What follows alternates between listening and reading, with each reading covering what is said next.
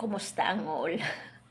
Hindi ako nakapag-upload ng matagal-tagal siguro dahil na busy ako guys. And then, time comes na may mga haka-haka na naman ngayon na biguan.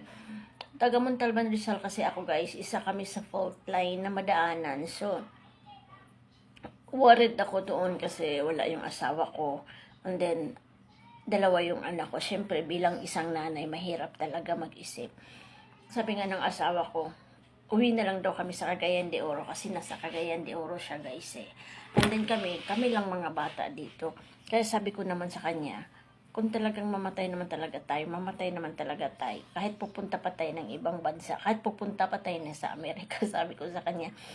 And then, this week guys, may mga shaken pa rin dahil Cagayan de Oro siya eh.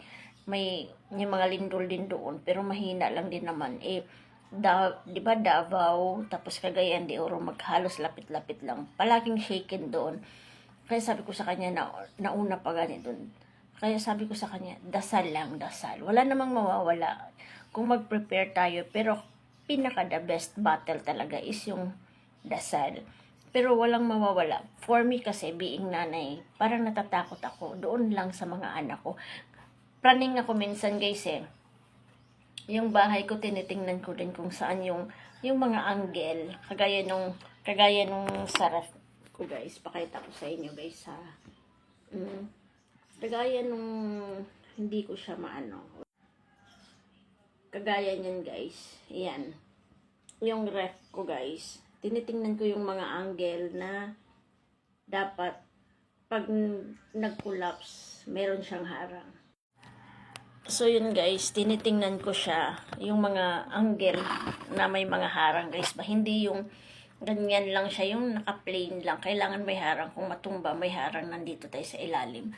So ganyan ako tinitingnan ko yung bahay ko kasi may taas pa tong bahay ko guys eh. Hindi ko alam kung yung stability ng bahay ko kung matibay ba kasi subdivision to guys eh kung pagagawa na, so hindi mo alam, whereas kung ikaw talaga nagpagawa. Then ito kasing ano ko guys, tung sa ilalim ko ng mesa, pag umuulan parang may ano siya, parang may tubig na lumalabas. So sabi ng kapatid ko, kasi yung kapatid ko kahit pa paano may alam, sibil yun eh, adobe kasi yung lupa guys eh, may tendency na malay natin baka may tubig sa ilalim. So, yung isip ko guys, nakita nyo ba guys, may hard hat ako. May hard hat ako guys. Alam nyo guys, kompleto na ako sa gubag. Yung gubag ko ba guys, 3 yun. Kasi 3 kami no. Hindi mo naman kailangan, di ba yung mga government agencies ngayon, nagbibigay na sila ng gubag. Pero kami sa Montalban kasi guys, parang wala. Hindi naman ako umaasa doon. And then, ako din naman guys, marami namang mga gubag na binibenta ngayon. Since online seller ako, alam ko kung saan ako bibili, anong ipiprepare ko. Pero kung hindi naman kailangan guys, hindi naman lahat tayo may budget, pwede naman tayong mag-DIY. So, yung iba naman guys, dini-DIY ko na lang yung mga backpack na hindi gamit. Yun ang inaano ko, piniprepare ko yung ano na lang, yung walang-wala talaga ako guys. Yun ang binibili ko para ilalagay ko sa gubag ko. Kasi kung meron lang naman yung nakikita natin sa bahay, yun na. Kaya ano na ako guys, naka-prepare na ako kahit papaano kasi parang ready na ako. Meron ako. Yung mga medical kit, meron na ako guys. Tinitingnan ko nga sa labas guys, pag-araw, sabi ko nga, saan kaya kami tatakbo dito? Siguro yung malayo sa poste ng Meralco, yung mga something like that. Minsan talaga guys, hindi mo maisip ba pag may anak ka na kasi yun yung worried mo sa isip mo kahit sabihin mo na okay na ako mamatay, pero ang tanong kasi, prepared ka ba mamatay pag yung mga anak mo maiiwan or hindi mo sila, yung mga something ganun guys. Kaya sabi ko guys, ang hirap talaga, di ba? Lalo na pag wala yung asawa mo. Yun yung kinatatakutan ko guys eh.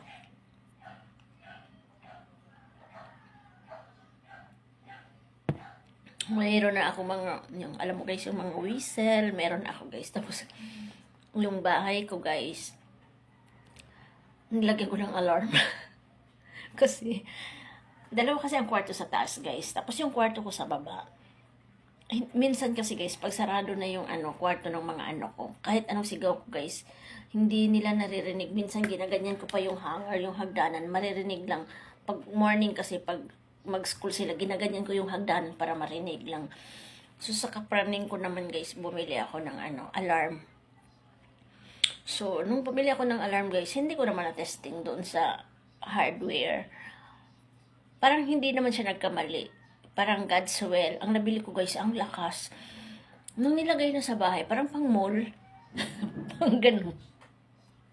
Kaya, ang switch, guys, nasa kwarto ko. Tapos, nilagay ko sa paanan ng, ng hagdanan para kung emergency, yung dalawa kong anak nakakarinig. Pero, guys, kahit sa sala mo ilagay, rinig hanggang taas. Sabi ko, nagkamali ata ako ng bili. Hindi ko kasi na-testing. Nung nilagay ng electrician sa bahay, guys, Diyos ko, Lord, sabi ko, hindi naman mall yung bahay ko na ang lakas-lakas. Pero, much better na rin na ganun pala kalakas. Kaya sabi ko, lahat-lahat ng lugar naman nakakaranas ng hirap. And then, ngayon na naman, guys, meron na naman tayong influenza na yung parang lagnat-lagnat lang. Doon na naman ako natatakot, guys. Alam niyo kasi, guys, mahirap sa panahon talaga ngayon kumita ng pera, no?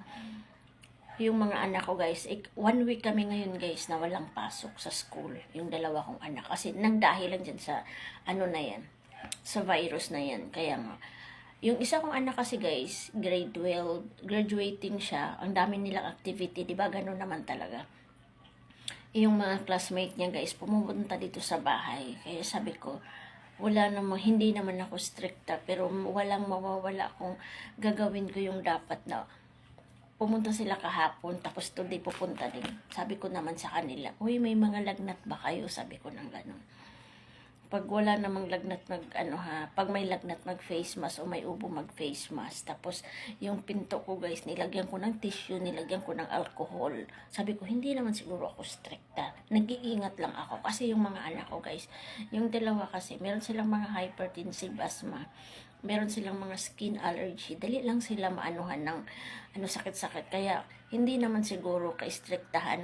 Umiiwas lang ako, guys. Magkasakit ba? Kasi, ang hirap magkasakit ng mga anak ko, guys. Naranasan ko, guys, na yung silang dalawa hinihika. Yung lalaki ko, guys, maliit yung niya dito. Yung esophagus niya, yung ng hangin.